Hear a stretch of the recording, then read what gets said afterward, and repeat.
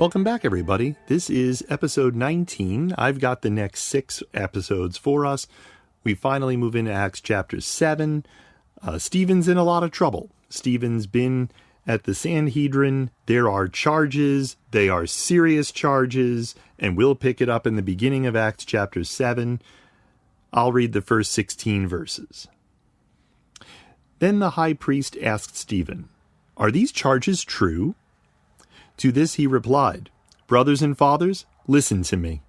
The God of glory appeared to our father Abraham while he was still in Mesopotamia before he lived in Haran. 'Leave your country and your people,' God said, 'and go to the land I will show you.' So he left the land of the Chaldeans and settled in Haran. After the death of his father, God sent him to this land where you are now living.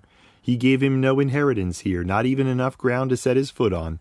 But God promised him that he and his descendants after him would possess the land, even though at that time Abraham had no child. God spoke to him in this way: 'For 400 years your descendants will be strangers in a country not their own, and they will be enslaved and mistreated. But I will punish the nation they serve as slaves,' God said, 'and afterward they will come out of that country and worship me in this place.' Then he gave Abraham the covenant of circumcision, and Abraham became the father of Isaac and circumcised him 8 days after his birth. Later Isaac became the father of Jacob, and Jacob became the father of the 12 patriarchs. Because the patriarchs were jealous of Joseph, they sold him as a slave into Egypt, but God was with him and rescued him from all his troubles. He gave Joseph wisdom and enabled him to gain the goodwill of Pharaoh, king of Egypt. So Pharaoh made him ruler over Egypt and all his palace. Then a famine struck all Egypt and Canaan, bringing great suffering, and our ancestors could not find food. When Jacob heard that there was grain in Egypt, he sent our forefathers on their first visit. On their second visit, Joseph told his brothers who he was, and Pharaoh learned about Joseph's family. After this, Joseph sent for his father Jacob and his whole family, 75 in all. Then Jacob went down to Egypt, where he and our ancestors died. Their bodies were brought back to Shechem and placed in the tomb that Abraham had bought from the sons of Hamor at Shechem for a certain sum of money." And that's God's word. Let's talk in this episode about Stephen's view of God. It appears that Stephen commits the great sin of supervillains as outlined in the movie The Incredibles. He starts monologuing. But that's not the case. He's not monologuing. He's very, very skilled as a speaker. William Neal in his commentary says, quote, "On the surface, it appears to be a rather tedious recital of Jewish history. See also chapter 13, verses 16 to 33, which has little relevance to the charges on which Stephen has been brought to trial. On closer study, however, it reveals itself as a subtle and skillful proclamation of the gospel, which, in its criticism of Jewish institutions, marks the beginning of the break between Judaism and Christianity and points forward to the more trenchant exposition of the difference between the old faith and the new as expressed by Paul and the author of the letter to the Hebrews," end quote. Homer Kent in his commentary says, quote, "Stephen was endeavoring to show how the Christian message was fully consistent with and the culmination of Old Testament revelation," end quote. Stephen's entire speech is very long. It's so long, in fact, that it will take 2 other episodes to finish it off. This part, the one we'll consider today, focuses on Stephen's view of God. So we begin to see the direction the speech is going. He begins with Abraham. Abraham was willing to leave the familiar land of his forefathers and go someplace new because God was calling him. The Jews of Stephen's day were unwilling to follow Jesus' teaching because it would take them someplace new. Now, that's not a new theme. That's an old idea. What are those things that we hold on to so tightly because they're old and familiar, and we don't want to go in the direction that God is leading us to go? We want what's old and familiar and comfortable and all of that.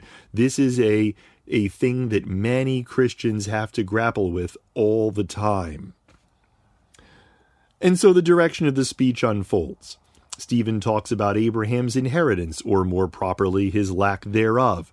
The promise of a continuing and lasting inheritance was given to Abraham when he had no children, and the promise was to a future generation that would come through him.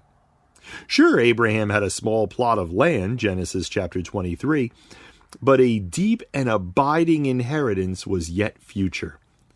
Similarly, the Jews of Stephen's time lived in the promised land, but there would be a greater inheritance when the Gentiles came into the fold. This was one of those other things that we take for granted. They did not take that for granted. The Jews were the chosen people. If you were a Gentile and you wanted to follow Yahweh or Jehovah, there was this elaborate process to get in. The Jews were not looking to make a ton of disciples from the Gentiles. But the Gentiles are part of the inheritance, as we find out in Acts. They're part of the inheritance. They're welcomed into the fold. And so that's part of the direction where Stephen is going in this part of the speech. And then in verse 7, Stephen talks about the promise that God would judge those who troubled the people of God. I'll go back and find it. Verse 7 says, "But I will punish the nation they serve as slaves," God said, "and afterward they will come out of that country and worship me in this place." The Jews of Stephen's day were troubling the people of God. And so Stephen is setting this up with rich parallels to his audience. There are such rich parallels, and his audience is smart. They know what he's doing. Stephen even talks about circumcision, which was the seal of the promise. And this, too, was a revolutionary idea. I'm going to try that again. This was a revolutionary idea in Abraham's time. This is another one of those things that Stephen is talking about that was revolutionary at the time that it happened, and also the analog is revolutionary. Stephen is introducing to the Jews of his time an equally revolutionary idea. The idea that Jesus is in fact the promised Messiah as the Christians were preaching. The parallels are obvious and they are elegantly understated. Stephen lets the parallels just sit there, unsaid, just waiting for these smart theologians to see them. Because Jesus was a known quantity to them. His teachings were known, they were clear. He wasn't some random person to them. There was a history. There was 3 years of public ministry. They were well aware of it. And so these revolutionary ideas are right in the forefront of his audience's mind. Well, let's talk about God's faithfulness for the next few minutes. The next 8 verses, 9 through 16, deal with the Joseph story. Why? Because Joseph's story speaks to God's faithfulness, and because it shows that the one cast aside and ridiculed becomes the hero. See? The parallels are brilliant. God's faithfulness is obvious. Jacob's family is in trouble. The earth is in trouble because of famine.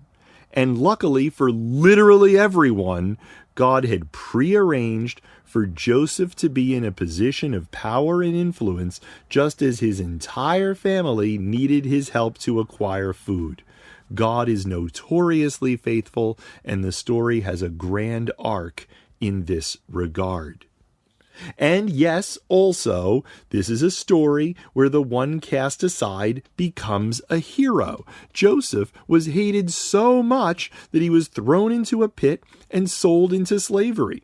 Joseph was the one cast aside, but God used that one to be the hero of the story. The parallels are incredible. In Stephen's day, the one that the Jews had cast aside and mocked and ridiculed and left for dead was indeed the hero of the story. This first part of Stephen's speech is about the faithfulness of God and about how God does in fact honor his promises. You think about how Stephen started the speech. He starts with the patriarchs, the ones at the very beginning, the ones who received all these promises from God. Abraham's promise of an inheritance of many, many descendants when he did not have a child and his wife had passed child-rearing age. The promise is given to Joseph, even though he was thrown in a prison, even though he was cast aside. You can see the pictures of God's redemption all along the way. And that's the story Stephen is getting his friends, his audience. That's the thing he's trying to get them to see. The parallels are intentional, and Stephen just lets his audience figure them out. These are bright people. They knew why they had brought Stephen in. They knew what the Christians were preaching. They knew the stories Stephen was telling. It was intentional, I think, of Stephen to let them figure out the parallels. Therein lies a lesson for us also as we talk to people about the gospel. Everyone we talk to has a backstory. And if we can draw parallels to their backstory, it will help us sink truth deeply into the person who is receiving the good news. If we recognize that the people we're talking to aren't idiots who need us to explain every little thing, they don't need our mansplaining, they don't need 1,000 theological lessons.